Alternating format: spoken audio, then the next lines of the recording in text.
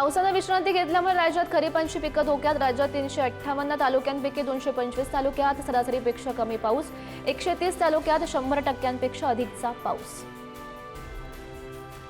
नंदुरबारमध्ये कापसाच्या पेरणी क्षेत्रामध्ये 15% घट। जिल्ह्यामध्ये यावर्षी 1,07,000 हेक्टर क्षेत्रावर कापसाची लागवड।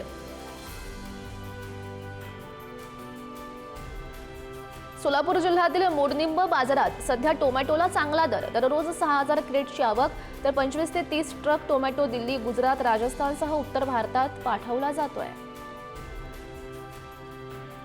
मान्सून लवकर सुरू झाल्यानं काकडीचे उत्पादन वाढलं। उत्पादनात वाढ झाल्यानं दरामध्ये घसरण। काकडीला सरासरी प्रति क्विंटल 1,500 ते 1,700 रुपयांचा दर। बाजारातील आवक आणखीन सुधारण्याची शक्यता।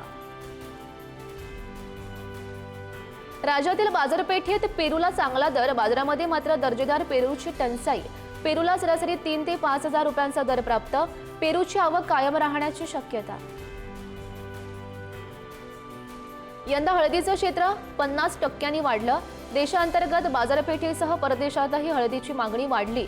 गेल्या वर्षी हळदीचे दर कमी होते, म्हणून हळदीच्या क्षेत्रात घट। देशभरात कापसाचा दर स्थिर राहण्याची शक्यता। देशात जवळपास 8,000 ते 9,000 क्विंटल कापसाची आवक। भाव कमी असल्यानं शेतकऱ्यांनी कापूस विक्रीसाठी काढले नाहीत। नंदुरबारमध्ये शेतकऱ्यांनी फिरवली पंतप्रधान पीक विमा योजनेकडे पाठ। शासनाकडून 14 ऑगस्टपर्यंत योजनेसाठी नाव नोंदणी करण्यास मुदतवाढ। मात्र नुकसान भरपाई मिळत नसल्यानं शेतकऱ्यांकडून पीक विमा योजनेकडे दुर्लक्ष। देशामध्ये खतं मुबलक प्रमाणात उपलब्ध असून मागील तिमाहीत रासायनिक खतांचा वापर 13% वाढल्याचा केंद्र सरकारचा दावा। प्रत्यक्षात मागणीच्या तुलनेमध्ये वापर 18% घटल्याची माहिती समोर। जालन्याच्या भोकरदन तालुक्यात सोयाबीन पिकावर रोगांचा प्रादुर्भाव। उत्पादन कमी होण्याचा धोका असल्यानं शेतकरी मात्र चिंतेत। अकोल्याच्या कुटासा शिवारात पुरामुळे कपाशीचं नुकसान। बोर्डी नाल्याला पूर आल्यामुळे शेतामध्ये शिरलं पाणी।